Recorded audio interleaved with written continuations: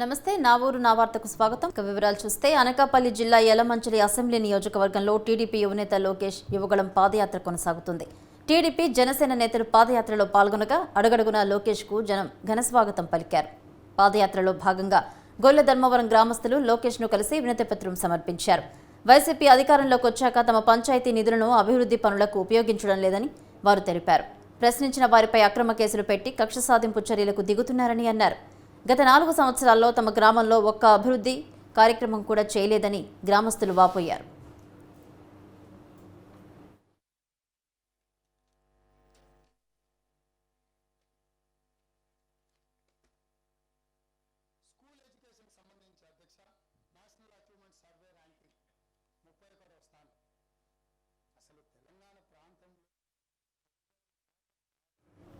విజయవాడ చిట్టినగర్ కాంగ్రెస్ కార్యాలయం వద్ద ఏపీసీసీ అధ్యక్షులు గిడుగు రుద్రరాజు నిరసన చేపట్టారు. స్వాతంత్ర్యం ముందు నుంచి ఉన్న కార్యాలయాన్ని ఎండోమెంట్కు కేటాయించడాన్ని నిరసిస్తూ ఆయన నిరసన తెలిపారు. కాంగ్రెస్ నేతలకు టీడీపీ జనసేన నాయకులు మద్దతు తెలిపారు.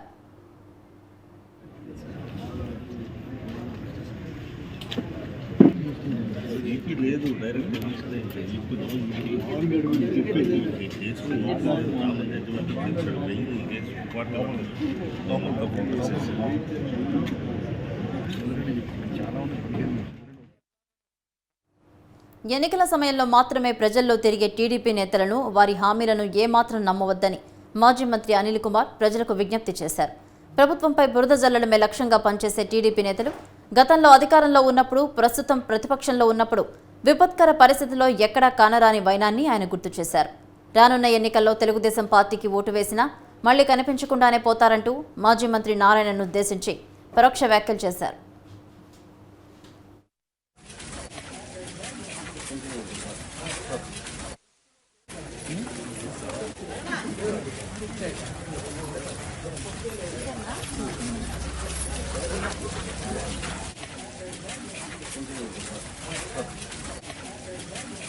ఈ 3 నెలలు రకరకాల వేషాలు వేస్తారు, రకరకాల కార్యక్రమాలు చేస్తారు. ఎందుకంటే 3 నెలల తర్వాత ఎలాగో కనిపించరు. అందరినీ ఒకటి అడుగుతాను, నిజంగా ప్రజలకు సేవ చేయాలని గెలిచే ఓటమికి కనీసం ఈ పార్టీకి కనిపించి ఉండాలి. ఈరోజు ఇంకా 3 నెలలు ఉన్నాయి కాబట్టి అప్పుడప్పుడు కల్పించేది, ఇళ్లలో అందరూ తిరుగుతారు, అన్నీ చేస్తారు. కష్టం వచ్చినప్పుడు మాత్రం కనీసం కనిపించరు. ఎందుకంటే ఉదాహరణ నెల్లూరు నగరానికి 49కే నేను అడుగుతా ఉన్నాను, 49-50లో కూడా. గతంలో ఇదే ప్రాంతంలో వరదలు వచ్చినప్పుడు, గతంలో ఇదే ప్రాంతంలో నీళ్ళు వచ్చినప్పుడు కనీసం ఈ ప్రాంతంలో ఇక్కడ ఉన్నారు, ఇక్కడ మాకు ఓట్లు వేసారు. వాస్తవాన్ని తీసుకుంటే ఈ ప్రాంతంలో ఇప్పుడు గతంలో నాకు మైనస్ వచ్చింది, వాళ్ళకి ప్లస్ వచ్చింది. అయినప్పటికీ కనీసం ఈ ప్రాంతంలో వాళ్ళు 4.5 సంవత్సరం పాటు తొంగి చూడని కార్యక్రమాలు, కనీసం వరదలు వచ్చినప్పుడు కనీసం మేము ఉన్నాము అనే కనీసం రాని పరిస్థితులు ఉన్నాయి. రేపు కూడా ఎన్నికలు అయిపోయిన సాయంత్రం తర్వాత కౌంటింగ్ రోజు వస్తారు, తర్వాత ఇంకొచ్చే పని. రాష్ట్ర ముఖ్యమంత్రి వైఎస్ జగన్మోహన్ రెడ్డి పశ్చిమ ప్రకాశంపై చొరవ చూపుతున్నారని మార్కాపురం ఎమ్మెల్యే కేపీ నాగార్జున రెడ్డి అన్నారు. ఈ ప్రాంతాన్ని అన్ని విధాలా అభివృద్ధి చేస్తున్నారని తెలిపారు. 2వ మెడికల్ కాలేజీని ఈ ప్రాంతానికి అందించడం సంతోషకరమైన వార్త అని అన్నారు. సంతోషమైన వార్తతోటి అందరం కలుస్తూ ఉన్నాం. మార్కాపురం నియోజకవర్గం ముఖ్యమంత్రి గారు ప్రత్యేక దృష్టితోటి జిల్లాలో 2వ మెడికల్ కాలేజ్ అనే ఆలోచన పెట్టుకొని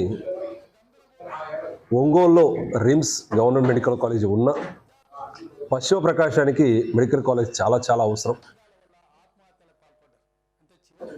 మొదటి 7 మెడికల్ కాలేజ్ ఆంధ్రప్రదేశ్లో శాంక్షన్ అయిన మొదట్లోనే మార్కాపురం నియోజకవర్గానికి మెడికల్ కాలేజ్ శాంక్షన్ చేయడం, అది దాదాపు మొదటి సంవత్సరంలోనే దాన్ని ప్రకటించడం. ఇప్పుడు మనం ఏదైతే మెడికల్ కాలేజ్ కట్టుబడి చూస్తూ ఉన్నామో దాదాపు 18 బిల్డింగ్స్ ఒకేసారి కట్టుబడి చేస్తూ ఉన్నారు. 475 కోట్లు ప్రాజెక్ట్ తోటి.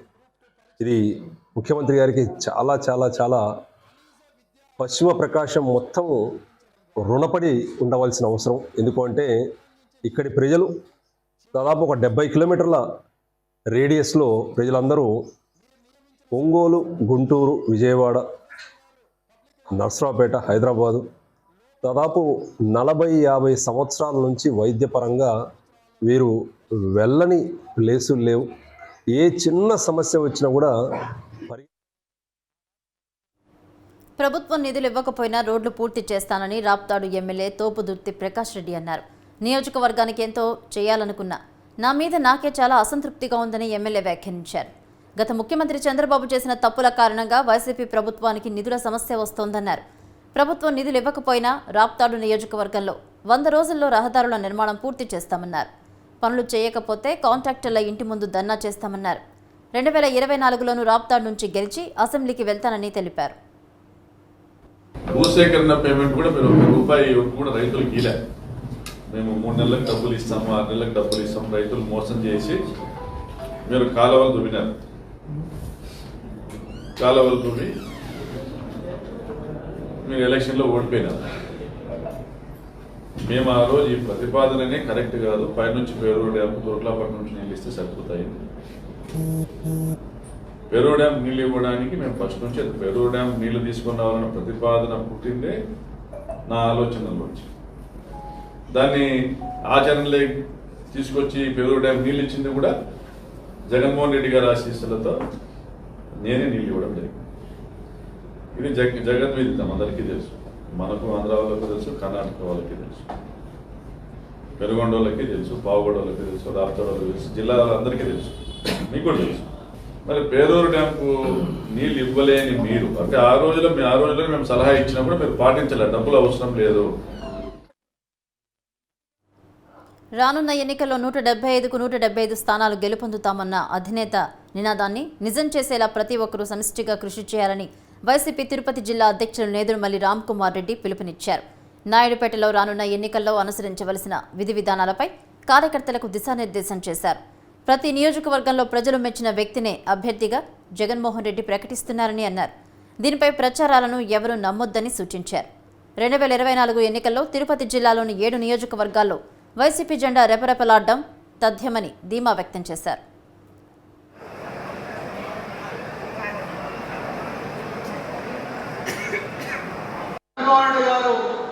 మనం పార్టీకి సంబంధించిన వాళ్ళు, మన ప్రత్యర్థి తెలుగుదేశం. మన మధ్య ఉన్న సమస్యల్ని మనం పరిష్కరించుకోవాలి. స్వేచ్ఛ ఉంది మాట్లాడుకోవడానికి. సో నాకు ఇక్కడ కనబడేది నిన్న ఒక సభ కనబడటం, నిన్న ఒకటి ఈరోజు ఒకటి. వైఎస్ఆర్ కాంగ్రెస్ పార్టీ బలపడుతుంది. 2 దేశాలు కలిసి రేపు తెలుగుదేశాన్ని ఢీకొనబోతుంది. ఢీకొట్టి 62,000 మెజారిటీ దాటిగా ఎదుర్కొంటుంది.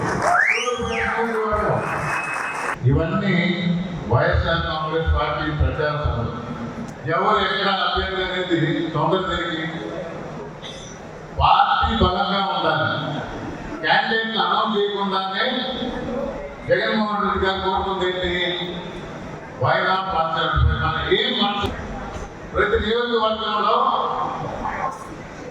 మన చేసుకుని ముఖ్యమంత్రి జగన్ సమక్షంలో వైసీపీ కండువా కప్పుకున్నారు టీడీపీ సీనియర్ నాయకుడు ఆర్వి సుభాష్ చంద్రబోస్. 2019 ఎన్నికల్లో సుభాష్ చంద్రబోస్ టీడీపీ రెబెల్ అభ్యర్థిగా నామినేషన్ వేసి అధిష్టానం బుజ్జగింపులతో ఉపసంహరించుకున్నారు. అప్పటి నుంచి టీడీపీకి దూరంగా ఉంటున్న బోస్ వైసీపీలో చేరారు.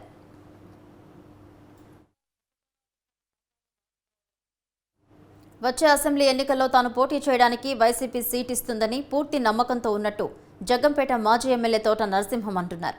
నియోజకవర్గం పరిధిలో ఉన్న 4 మండలాల అభివృద్ధికి 2 పర్యాయాలు ఎమ్మెల్యేగా, మంత్రిగా ఎన్నో సేవలందించిన విషయం ప్రజలకు తెలుసునన్నారు.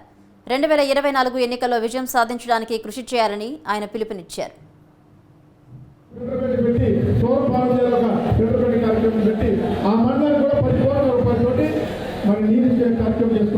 అమ్మాయిని అక్కడ చదివించుకోవాలంటే రాజమండ్రి కానీ కాకినాడ కానీ సాగుకోడు కానీ ప్రతాపం కానీ పంపాలి.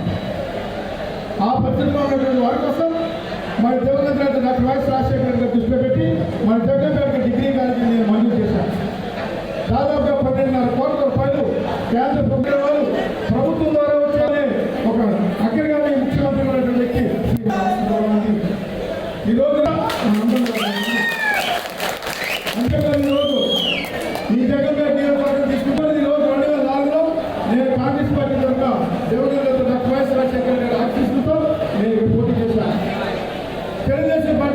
మొట్టమొదటిగా 2004లో ఓడించాం, తర్వాత 2009లో ఓడించాం, అలాగే 2014లో వైఎస్ఆర్ కాంగ్రెస్ పార్టీ నెగ్గింది, 2019లో వైఎస్ఆర్ కాంగ్రెస్ పార్టీ నెగ్గింది, 2022లో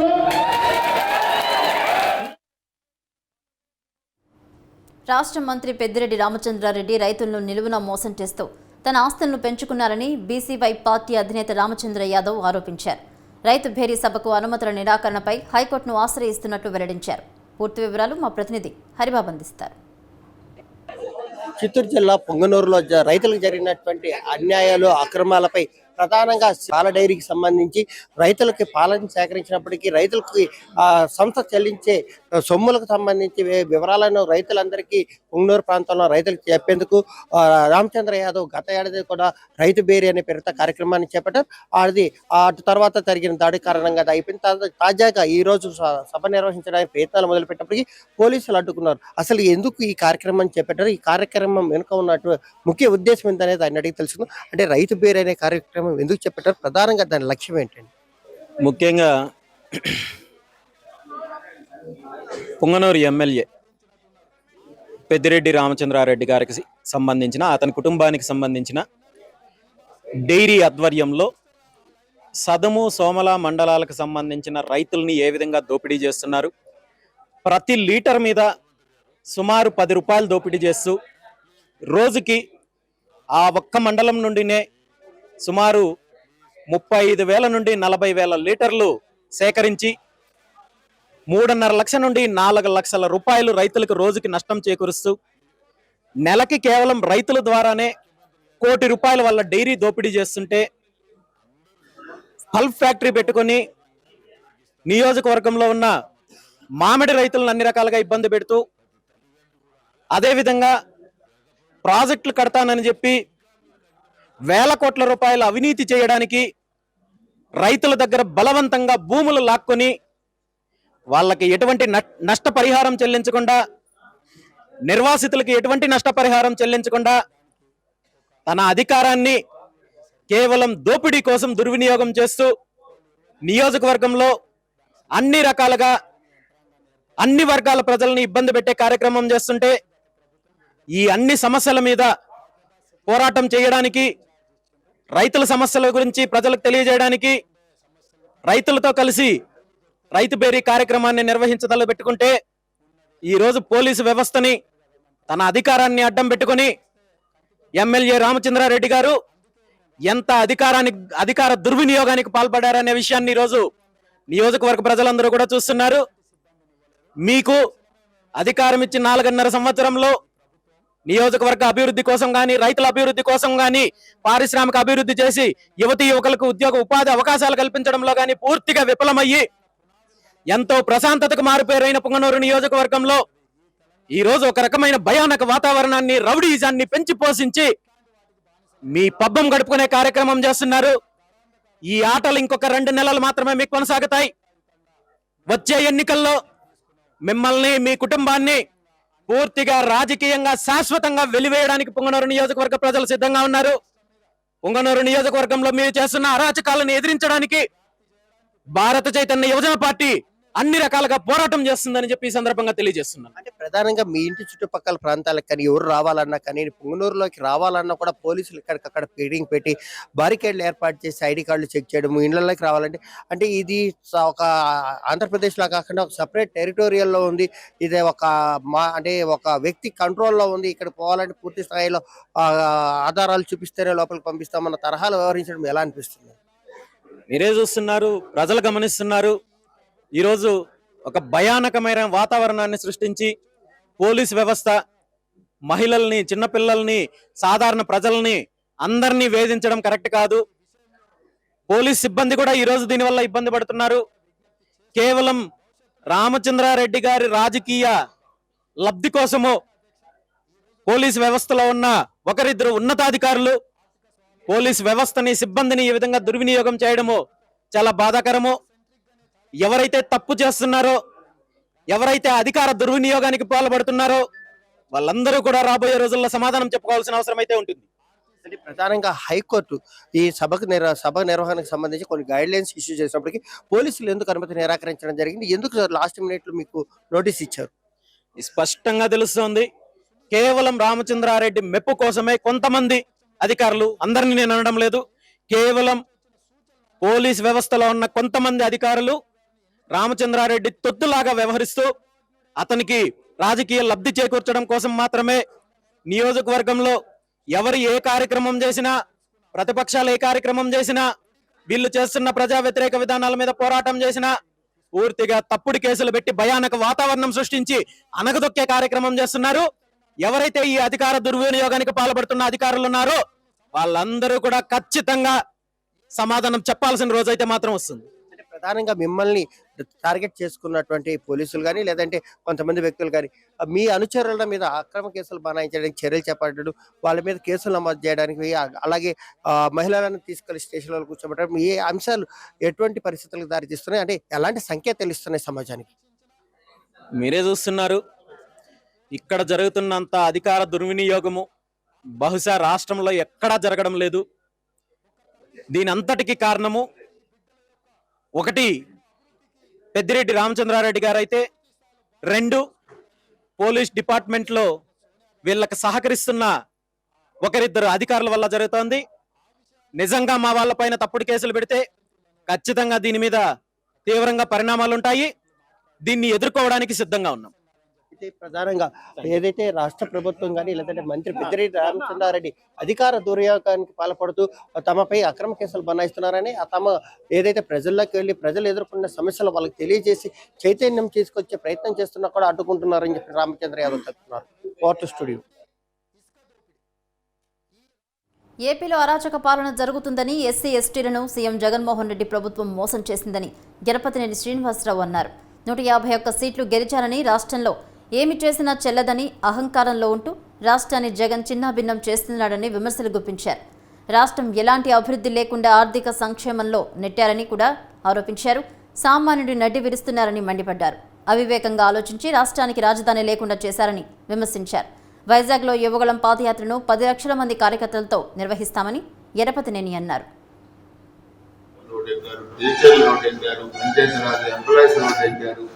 రోడ్డు ఎక్కన వాళ్ళు ఎవరు మీ బోటకు మాటలు నమ్మి సిపిఎస్ రద్దు చేస్తామని, సిపిఎస్ చేయడం మా ముఖ్యమంత్రికి తెలియదని మీ సలహాదారుడు మరి సజ్జల రామకృష్ణ అండి వ్యాఖ్యలు, ఆయన చాలా పెద్ద పెద్ద మాటలు మాట్లాడతారు. ఆయన సాక్షిలో పేపర్లు గుమ్మస్తా.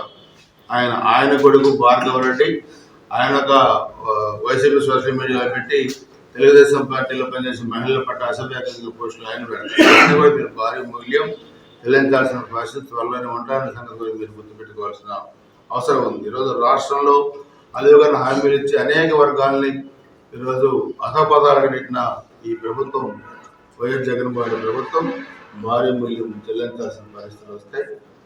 ఇప్పుడు మన కుమార్ ఎస్ఎస్ఎల్ జిల్లా అధ్యక్షులు కూడా మీకు 2 minutes మాట్లాడతారు. ఎస్సీలని కూడా దగా చేశారు. ఎవరైనా ఎస్సీ మీద ఎస్సీ ఎస్టీ యాక్ట్ పెడతారా? బుద్ధి జ్ఞానం లేని ప్రభుత్వం వీళ్ళే పెట్టారు. ముస్లింస్ దారుణంగా చంపారు. మా నియోజకవర్గంలో 11 మందిని తెలుగుదేశం పార్టీ కార్యకర్తలు చంపారు. 8 మంది మైనింగ్ గుంతలు చనిపోయారు. 46 మందిని కాలు చేతులు వెడపెట్టారు. వడ్ల కార్మికులను కాలేజీ పనులు చేస్తామని చెప్పి 5గురిని కత్తులతో పరిశుద్ధ నారాయణపురంలో పేగులు బయటకు లాగి మైకంఠానికి కొరవ చనిపోయారు. 5గురు పరిపోయాక ఇంట్లో కూడా బయటకు వచ్చే పరిస్థితి. సమయానికి ఫీజులు కట్టలేదన్న నెపంతో విద్యార్థులను బయటకు తరిమేసింది నెల్లూరు జిల్లా కావలిలోని శ్రీ సాయి నర్సింహ్ కళాశాల యాజమాన్యం. శ్రీకాకుళం, కాకినాడ వంటి సుదూర ప్రాంతాల నుంచి వచ్చిన విద్యార్థినులు దిక్కుతోచని స్థితిలో రోడ్డున పడ్డారు.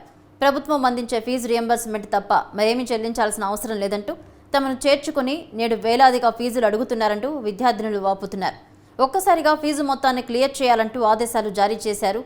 అయితే తమల్ని తరిమేశారంటూ విద్యార్థినులు ఆవేదన వ్యక్తం చేస్తున్నారు. ఫస్ట్ ఇయర్ నుంచి ఇప్పుడు దాకా సరే మమ్మల్ని క్లీన్ క్లాస్కి పంపించేవాళ్ళు సార్. పంపిస్తే కనీసం ఆటో ఛార్జీలకైనా సరే ₹1 అంటే రూపాయి ఇచ్చేవాళ్ళు సార్. ఇక్కడ నుంచి కేఎంహెచ్కి నడుచుకుంటూనే మార్నింగ్ 8కి వెళ్ళేవాళ్ళం, మళ్ళీ నైట్ 8కి కానీ 9కి కానీ అలాగే మేమే నడుచుకుంటూ రావాలి. వాహనంలో పడ్డా ఎలాగున్నా సరే కేఎంహెచ్ హాస్పిటల్ చాలా దూరం సార్. కావాలి చివర అక్కడ దాకా మేమే నడుచుకుంటూ వెళ్తూ ఉండాలి సార్. సార్కి చాలాసార్లు అంటే సార్ మాకు పొద్దుపోతుంది కదా, మనీ ఇవ్వండి సార్ ఆటో ఛార్జీలకి అన్న కూడా సార్ ఇచ్చేవాడు కదా సార్. పోయినసారి మా క్లాస్ అమ్మాయి ఒక అమ్మాయి ఉంటుంది రాణి అనే తను సెకండ్ ఇయర్లో తనకు కూడా హాల్ టికెట్ మనీ పెండింగ్ ఉందని చెప్పానని తనకు కూడా హాల్ టికెట్ ఇవ్వలేదు సార్. తను పోలీస్ స్టేషన్ ఎదురుగా సూసైడ్ చేసుకోబోయింది సార్. తనకు టీసీ ఇచ్చి పంపించేశారు. ఇప్పుడు థర్డ్ ఇయర్ వచ్చింది. ఒక్క సిలబస్ అంటే ఒక్క సిలబస్ కాలేదు సార్. జనవరి 3 నుంచి మాకు ఎగ్జామ్స్, ఒక 3 నుంచి ఇప్పుడు ఒక్క ఎగ్జామ్ కాలేదు సార్. ఎగ్జామ్ ఉంది కదా సార్, మీరు ఏదన్నా మాకు ఒక క్లాస్లో అవి చెప్పండి అంటే, లేదు ఇంకొక వారం ఉందనంగా చెప్తామమ్మా, ఇప్పుడైతే చెప్పము, మీరైతే కనీసం బుక్స్ కూడా లేదు సార్ ఇప్పుడు మా దగ్గర. ఫస్ట్ ఇయర్లో చదివాను. ఫస్ట్ ఇయర్, సెకండ్ ఇయర్ అన్నీ కూడా బాగానే చదివాను. ఫైనల్ ఇయర్లో కూడా వాళ్ళు నా క్లాసులు చెప్పకపోయినా సరే నేను క్లాసులు ఆన్లైన్లో చూసుకున్నాను. నేను ప్రాక్టీస్ అయ్యాను. ఇప్పుడు నాకు హాల్ టికెట్ ఇవ్వను. నేను మీరు అమౌంట్ ఇవ్వకపోతే నేను హాల్ టికెట్ ఇవ్వనంటే మా నాన్నకి నేను చెప్తే మా నాన్న ఎక్కడికి వెళ్ళిపోవాలి? 2 ఆడపిల్లలు మేము. ఇలా మేము ఫస్ట్ ఇయర్ నుంచి చదువుతున్నాము. అయితే ఫస్ట్ ఇయర్ నుంచి మాకు జాయిన్ చేయించుకునేటప్పుడు ఓన్లీ స్కాలర్షిప్ అమౌంట్ అని ఒకటే చెప్పారు. సిలబస్ కానీ ఫస్ట్ ఇయర్లో కంప్లీట్ చేశారు, సెకండ్ ఇయర్లో కంప్లీట్ చేయలేదన్నమాట. కంప్లీట్ చేయకుండానే ట్రైనింగ్ హైదరాబాద్ పంపించేశారు. ఫైనల్ ఇయర్లో అయితే ఒక 10 యూనిట్స్ ఏమో చెప్పారండి. 10 టాపిక్స్ చెప్పారు. 10 టాపిక్స్ చెప్పినాక మళ్ళీ హైదరాబాద్ పంపించేశారు ట్రైనింగ్కి. ఇప్పుడు ఫస్ట్ ఇయర్లో పడని స్కాలర్షిప్ అమౌంట్ పెండింగ్ ఉందంట. అది మాకు తెలియదు, ఇంతవరకు ఇన్ఫర్మేషన్ అయితే రాలేదు. ఫస్ట్ ఇయర్ది సెకండ్ ఇయర్ది రాలేదు ఇంతవరకు ఇన్ఫర్మేషన్. అది పెండింగ్ ఉందని చెప్పి ఇప్పుడు ఎగ్జామ్స్ టైంలో మాకు ఇంకా థర్డ్న ఎగ్జామ్స్ ఉందంటే ఇప్పుడు పిలిచి మీకు ఇంకా పెండింగ్ ఉంది స్కాలర్షిప్ అమౌంట్, అది పే చేయండి, ఎగ్జామ్ ఫీజు అప్పుడే పే చేయించుకుంటాం లేకపోతే లేదు. వైసీపీ నేతలు తమ స్థలాన్ని కబ్జా చేశారని ఆరోపిస్తూ నర్సరావుపేట మున్సిపల్ ఆఫీస్ ఎదుట క్రిస్టియన్ పాలెం వాసులు ధర్నా చేపట్టారు. వైసీపీ నేతల కబ్జా నుండి తమ స్థలాన్ని విడిపించాలని దళితులు ఆందోళన చేశారు. MLA Gopireddy Srinivasareddy down down అంటూ నినాదాలు చేశారు. క్రిస్టియన్ పాలెం వాసులకు మద్దతుగా నర్సరావుపేట టీడీపీ ఇన్ఛార్జి చదలవాడ అరవింద్ బాబు ధర్నాలో కూర్చున్నారు.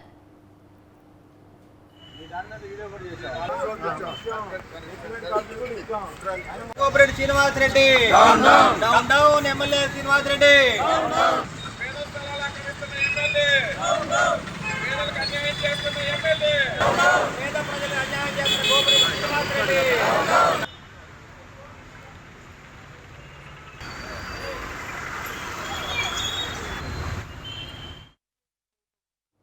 జనసేన పార్టీ రాష్ట్ర ప్రధాన కార్యదర్శి నాగబాబు రాక కోసం ఏర్పాటు చేసిన ఫ్లెక్సీలను నెల్లూరు నగరపాలక సంస్థ తొలగించేందుకు ప్రయత్నించింది.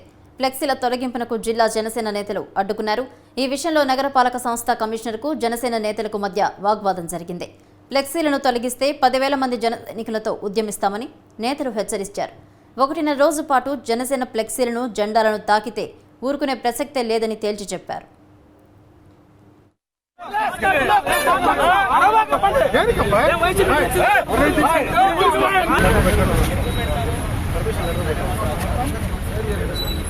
మెగా అభిమానులు మా ప్రియతమ నాయకుడు నాగబాబు గారు ఎప్పుడు వస్తారని ఎదురు చూస్తూ ఉంటే ఈ రోజున 1.5 రోజు మా నాయకుడు నెల్లూరులో ఉంటాడు.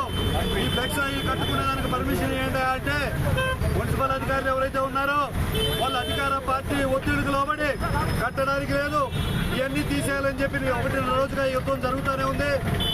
రిక్వెస్ట్ చేసుకున్నాం, కొంత మా అభిమానాన్ని కంట్రోల్ చేసుకొని చాలా తక్కువ స్థాయిలో సభా ప్రాంగణంలో వరకే ఫ్లెక్స్లు ఏర్పాటు చేసుకోవడం జరిగింది. సభా సైనికులందరూ సభలో ఉన్నారని ఏమర్చారని చెప్పి ఈ రోజు అధికారులు వచ్చి ఆ లారీలు పంపించి ఫ్లెక్స్లు కోసే ప్రయత్నం చేస్తున్నారు. జన సైనికుల ఆగ్రహానికి గురి కావద్దని మరొకసారి చెప్తున్నాను. చేతగానే ప్రభుత్వం ఈ ఫ్లెక్స్లు పీకడానికి తప్పిస్తే మీరెందుకో పనికిరారని కూడా ఈరోజు తెలియజేస్తున్నాను. రాబోయే 100 రోజులు ఈ ఎన్నికల్లో మీ పతనం అనేది చూస్తాం. అధ్యక్షుడు పవన్ కళ్యాణ్ గారు పిలుపునిచ్చినట్టు వైఎస్ జగన్ పార్టీని కలపనీయకుండా చేస్తాం. ఈ రోజున ఈ 1.5 రోజు ఆ ఫ్లెక్స్ జోలికి వచ్చిన జనసేన జెండా తాకినా కూడా ఒప్పుకునే సమస్య లేదు. సభా ప్రాంగణంలో 1000 మంది ఉన్నారు. 10 నియోజకవర్గాల్లో 10,000 మంది ఇక్కడ ముట్టడి చేసి నగరం మొత్తం కూడా కదలకుండా చేస్తామని మరొకసారి తెలియజేస్తున్నాను. ఈ 1.5 రోజు తర్వాత మేము స్వచ్ఛందంగా ఫ్లెక్స్లు తీసేస్తాం. ఈ అధికార పార్టీ నాయకులు వచ్చినప్పుడు ఇంతకు 100 ఫ్లెక్స్లు మేము చూసాం. కంట్రోల్ చేయాలని చూస్తే తిరగబాటు. పల్నాడు జిల్లా గురుజాలలో ముసలి సంచారం కలకలం రేపుతోంది. హద్దుల కుంట సమీపంలో ముసలి సంచరిస్తున్నట్లు స్థానికులు చెబుతున్నారు. కుంట పక్కనే నివాసాలు ఉండడంతో కుంటలో ఉన్న ముసలి రాత్రిపూట సంచరిస్తున్నట్లు గ్రామస్తులు అంటున్నారు. నెల నుంచి తిరుగుతుందని చెప్పినా అధికారులు పట్టించుకోవడం లేదని స్థానికులు వాపోతున్నారు.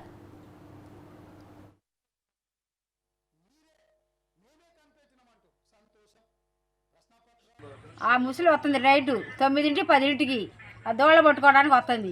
4 3 చెప్పినాం. చెబితే వాళ్ళు ఫోటో తీసి పంపించమన్నారు. ఫోటో తీసి దాకుంటుందే, సెల్ తీసి దాకుందిగా, అందుకు మేము మీకు చెబుతుంటే మీరు ఎవరు పట్టించుకోవట్లేదు, చంపుదామంటే చంపొద్దు అంటున్నారు. మరి అది పరిష్కారం ఎవరు సంపద అంటుంది? వాళ్ళే అన్నారు, మరి వచ్చిన వాళ్ళు. కేసు అయితే అది మీకు చంపకూడదు, పుట్టోది అంటే అది తోక ముడుచుకొని పోతే తోక తీసుకుని ఏడ కొట్టుద్దని భయం పడుతుంది. ఎన్ని రోజుల నుంచి పడుతుంది అది? నెల అవుతుంది. నెల నుంచి రోజు వస్తా ఉందా? రోజు రాలేదు, 3 రోజులకోసారి 4 రోజులకోసారి 3 సార్లు వచ్చింది. ఇప్పుడు ఇక్కడ ముసలి బాతులున్నా ఇక్కడ బరగొడ్లు గేదెలు దూడలు ఉండే దూడల కోసం ఇవి వస్తున్నాయి, దూడల కోసం వస్తున్నాయి. ఈ అధికారులకు చెప్పి కానీ చూసినట్టు చూసిపోతున్నారు. దాని గురించి మాకు ఎంతో ఇదిగా ఉంది, భయంగా ఉంది. దానికి ఒక రక్షణ, ఒక పార్శ్వాలను పిలిపించి ఆ ముసలిని పట్టించుకొని, ఈ కుంటలో నీళ్లు ఉండే, ఆ నీళ్లు కూడా ఆ పక్కన వాటర్ ట్యాంక్ ఉంది, అది ఫుల్గా వదిలి వాటర్ అంతా నీళ్ళంతా ఇటు వచ్చి కుంటలో వస్తున్నాయి. అదిగాక ఆ డ్రైనేజ్ వాటర్ కూడా ఈ కుంటలో కలిపారు. దాని పక్కనే మా ఇల్లులో నివసిస్తున్నాం. ఆ నివసిస్తుంటే ముసళ్ళు వచ్చి మా ఇళ్ళ మీద వస్తున్నాయి, ప్లస్ ఆ గేదెల మీద వస్తున్నాయి. ఎటు పోవాలని ఒకరోజు కరెంట్ ఉంటుంది, ఒకరోజు కరెంట్ ఉన్నట్లు ఆ చీకట్లో భయంగా ఉంటుంది. మీరు మాకు రక్షణ కల్పించి మాకు న్యాయం చేయమని అధికారులని కోరుతున్నాము. దోళ్ళ గట్టే ఉండయి కదా చిన్న చిన్నవి, అందుకని ఆ దోళ్ళ కోసం అది ఒడ్డెక్కుతుంది టాప్కి. ఇప్పుడు 3 సార్లు వచ్చింది, రాత్రి కూడా వచ్చింది, చూసాము. ఇక ఎవరు ఫోన్ చూసి ఫోటో తీసిన దాకా కూడా లేదు. ఎమ్మటే మనుషులు రాగానే ఎమ్మటే నీళ్ళల్లోకి దూకింది. దోళ్ళ గట్టే ఉండయి కదా చిన్న.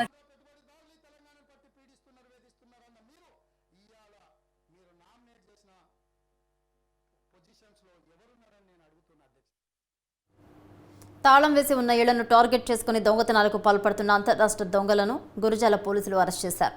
అతని వద్ద నుండి 250 గ్రాముల బంగారు ఆభరణాలు, 564 గ్రాముల వెండి వస్తువులు స్వాధీనం చేసుకున్నారు. వీటి విలువ సుమారు 15 లక్షల రూపాయలు ఉంటుందని పోలీసులు తెలిపారు.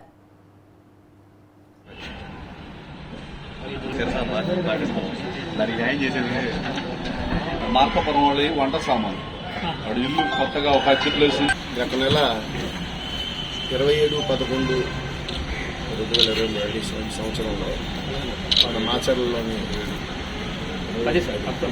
అక్టోబర్ నెలలో మన మాచర్ల టౌన్లో ఒక నేరం జరిగిందండి. అందులోని సుమారు 165 గ్రాముల బంగారం పోయినట్టుగా రాత్రిపూట నేరం జరిగినట్టు రిపోర్ట్ ఇవ్వడం. దాని మీద ఎస్ఐ గారు వాళ్ళ ట్రైన్ స్టాఫ్ ఇన్వెస్టిగేషన్లో భాగంగాను పాత నేరస్తులందరినీ చేసే క్రమంలోని సిమిలర్ అఫెన్స్ వినుకొండలో ఒకటి, మార్కాపురంలో ఒకటి జరిగినట్టుగా ఎక్స్చేంజ్ ఆఫ్ ఇన్ఫర్మేషన్ తెలిసింది. ఆ సందర్భంగా కొంతమంది సస్పెక్ట్ని వెరిఫై చేసే క్రమంలో అందులో సత్యనారాయణ యాక్చువల్గా ఈస్ట్ గోదావరి రామచంద్రాపురం దగ్గర 7 అనే గ్రామం ఉంటుంది. గతంలో ఇతను రైస్ మిల్లుల్లో కూలీగా పనిచేశాడు. ఆ సమయంలో ముందు ఈ రైస్ బ్యాగ్లు, ప్యాడీ బ్యాగులు దొంగతనం చేసి ఆ తర్వాత జైలుగిన సందర్భంలో మిగిలిన హౌస్ బ్రేకింగ్ చేసేవాళ్ళతో పరిచయం అయ్యి చాలా నేరాలు చేసేది. సుమారు 75 కేసుల మీద ఉన్నాయి.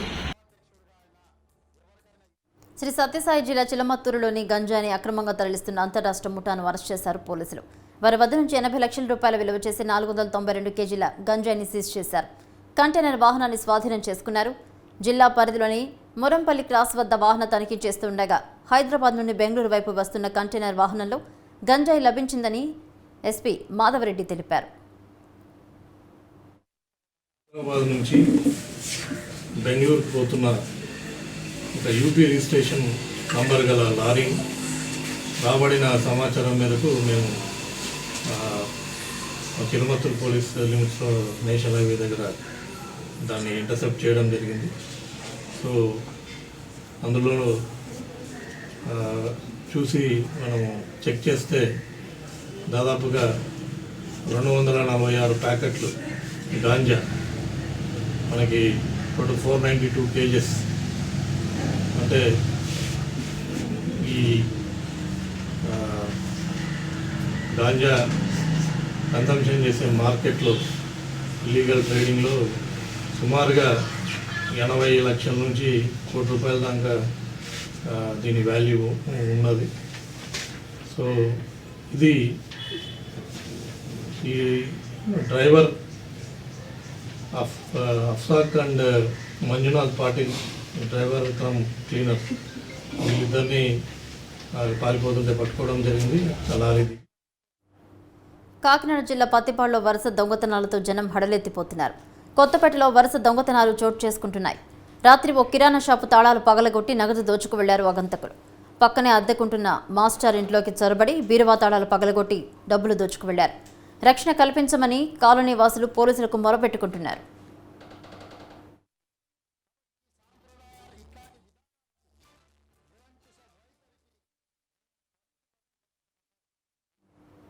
అంగన్వాడీల న్యాయమైన సమస్యలను ప్రభుత్వం వెంటనే తీర్చాలని జనసేన సత్తెనపల్లి సమన్వయకర్త బొర్రా వెంకట అప్పారావు కోరారు.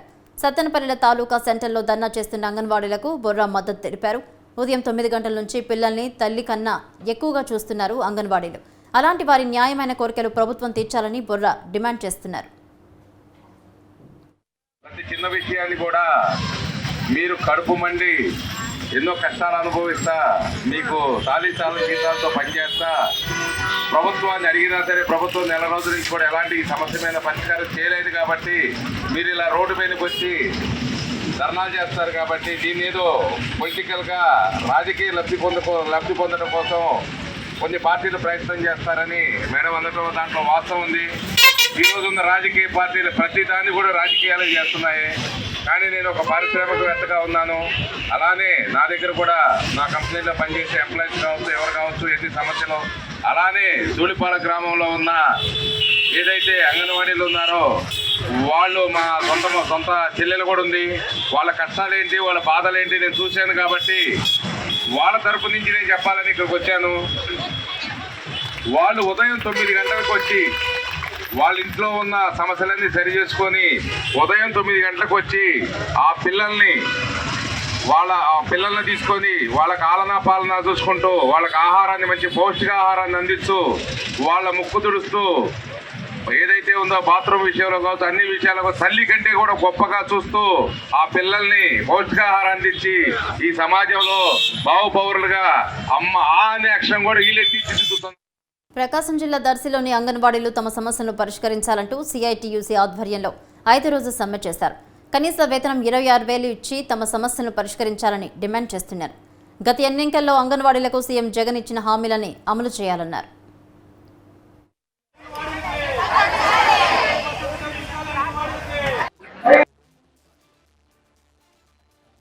మా సెంటర్లన్నీ మూసేశాం. ఆయాలు టీచర్లు కూడా అందరం సమ్మెలో నిరవధికంగా పాల్గొన్నాం. ఎందుకు పాల్గొన్నాం? ఇలాంటి గత ఎన్నడూ మేము చేయలేదండి. ఇలాగా ఆకలి వేదన. ఎందుకు పాల్గొన్నామంటే ఆకలి వేదన. కనీస వేతనం ఇవ్వమంటున్నాం. ఏమంటున్నాం? ఏం అడుగుతున్నాం అన్నా మిమ్మల్ని? కనీస వేతనమే కదా మేము అడుగుతున్నాం. అంగన్వాడీ వాళ్ళకి కనీస వేతనం అన్నా 26,000 ఇవ్వాలని అడుగుతున్నాం. మరి మీరు చెప్పినదైనా కదా మేము అమలు చేయండి అన్నా అని అడిగేది. మీరే చెప్పారు కదా, అమ్మ పక్క రాష్ట్రం కంటే మీకు 1000 రూపాయలు ఎక్కువిస్తాము, మమ్మల్ని గెలిపించండి, మా పార్టీని గెలిపించండి, నన్ను నిలబెట్టండి, ఒక ఛాన్స్ ఇవ్వండి అన్నారు. అలాగే ఇచ్చామన్నా. ఆడవాళ్ళని నమ్మాము. నువ్వు మా తమ్ముడు అనుకున్నాము, చిన్న వయసు అయితే. పెద్దవాడి అయితే అన్నవు అనుకున్నాము. మా బిడ్డలకు నువ్వు మామయ్య అనుకున్నాము. కానీ మరి మామయ్య స్థానము, తమ్ముడి స్థానము, అన్న స్థానము నువ్వైతే తొంగలో దొక్కావు. ముఖ్యమంత్రి గారు గత ఎన్నికల్లో ఇచ్చినటువంటి హామీలని అమలు చేయాలని కోరుతూ గత 4 సంవత్సరాల నుంచి ధర్నాలు, అర్జీలు, అధికారులు కలిసిన ఫలితం లేకపోవడంతో వేరే గత్యంతరం లేక గత 5 రోజుల నుంచి రాష్ట్ర వ్యాప్తంగా సమ్మె చేస్తా ఉన్నారు. విధులు బహిష్కరించారు. కానీ రాష్ట్ర ప్రభుత్వం జగన్మోహన్ రెడ్డి మొండిగా గడ్డపార్లు, పలుగులు, సుత్తులతోటి అంగన్వాడీ కేంద్రాలను తాళాలు బాలగొట్టి ఈ రోజున తూతూ మంత్రంగా అధికారులతోటి ఈ యొక్క స్కూల్ నిర్వహిస్తా ఉన్నారు. ఏలూరు జిల్లా ఫాతిమాపురం అంగన్వాడీ సెంటర్ వద్ద ఉద్రిక్తత చోటు చేసుకుంది. అంగన్వాడీ సెంటర్ తాళాలు పగలకొడితే పెట్రోల్ పోసుకుంటారని అంగన్వాడీ ప్రోగ్రాం ప్రెసిడెంట్ నడ్డి సరోజిని హెచ్చరించింది. సచివాలయం వాలంటీర్లు పోలీసుల సహాయంతో అంగన్వాడీ సెంటర్ తాళాలు పగలగొట్టి తెరిచే ప్రయత్నం చేస్తుండగా సరోజిని అడ్డుకుంది. ప్రభుత్వం తమ డిమాండ్లను వెంటనే పరిష్కరించాలని కోరింది. జిల్లా చంద్రపూడి ప్రాజెక్ట్ అండి. మేము కనీస వేతనం 26,000 కావాలని సమ్మె చేస్తున్నాం సార్. 12వ తారీఖు నుంచి చేస్తుంది. ఇప్పుడు ఈ రోజు 5వ రోజు. సెంటర్ తాళాలు పాల్గొట్టమని సీఎం గారు ఆర్డర్ ఇచ్చారంట. కలెక్టర్స్ ఆర్డర్స్ ఇచ్చారంట. సెంటర్ తాళాలు పాల్గొట్టడానికి పొద్దున్నే సచివాలయం సిబ్బంది వచ్చారు మా సెంటర్కి. సెంటర్ తాళాలు మేము లేకుండా మా హెల్పర్ లేకుండా సెంటర్ తాళాలు తీయొద్దని చెప్పి నేను ఇక్కడ కూర్చున్నా సార్. దీన్ని ఆపడానికి పోలీసులు ఇంత యంత్రాంగం రావడం అవసరం అండి? నా బాధ్యత నేను నెరవేర్చుకుంటున్నా. అక్కడ మాకు ఉన్న సమస్య నేను చెప్పుకుంటున్నా. అంటే నాకు వచ్చే జీవం సరిపోక సాఫ్ట్వేర్ రావాల్సిన నా కొడుకుని నేను ఒక చిన్న పనిలో పెట్టి నా బిడ్డను చదివించుకుంటున్నా. 11,500 ఎవరు బతుకుతున్నారు సార్ ఈ రోజుల్లో? 11,500తో బతకమనండి, ఒక ఎంప్లాయీని బతకమనండి, ఒక రాజకీయ నాయకుని బతకమనండి తెలిసిద్ది, ఒక్కరోజు బతకమనండి తెలిసిద్ది. మేము ఎన్ని కష్టాలు పడుతున్నామో. మాకు న్యాయం జరిగే వరకు మేము సెంటర్ తాళాలు తీయనివ్వండి. సెంటర్ తాళం తీస్తే మేము ఏదైనా చేసుకోవడానికి నేను సిద్ధంగా ఉండండి. నేను ఒక్కదాన్ని చనిపోవడం వల్ల రాష్ట్రం ఏమో నష్టపోదు, రాష్ట్రం ఏమో ఆగిపోదు. నేను ఉన్నా ఒకటే లేకపోయినా ఒకటే, కానీ నా సెంటర్ తాళం తీయడానికి వీలు లేదు అంతే. ఉంటే మా ఆయమ్మ ఉన్న సెంటర్లో నేనన్నా ఉండాలి. మా సెంటర్ తాళాలు మేము తీయకుండా ఏరే వాళ్ళని నేను ఒప్పుకోను సార్.